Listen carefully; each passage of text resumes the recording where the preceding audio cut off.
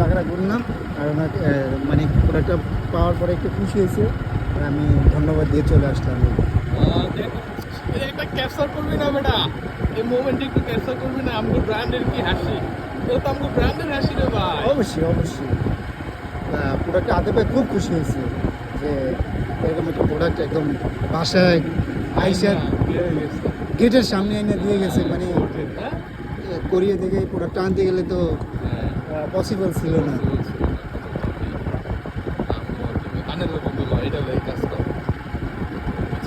হ্যাঁ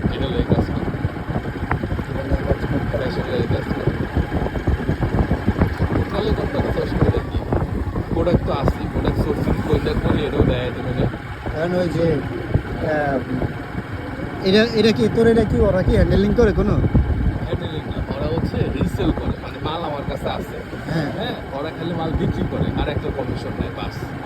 মাল আমার মেসেঞ্জারে কথা বললা? হ্যাঁ হ্যাঁ, অগো পেজে নটে আমার পেজ আলাদা, সৃষ্টি ফ্যাশন আমার পেজ, আর ওটা অগোর হলো এক্সিট পয়েন্ট।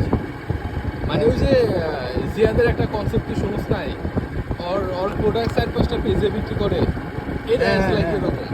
ও আচ্ছা আচ্ছা আচ্ছা আচ্ছা। বুঝছোস? ধর আমার কাছে মাল আছে, ওরা আমার মালটা বিক্রি করে, আমি আনতে ডেলিভারি দিই, ওদের একটা কমিশন। অগোর একটা কমিশন দিই। এই এখন বিষয় হচ্ছে ওরা পার ডে কীরকম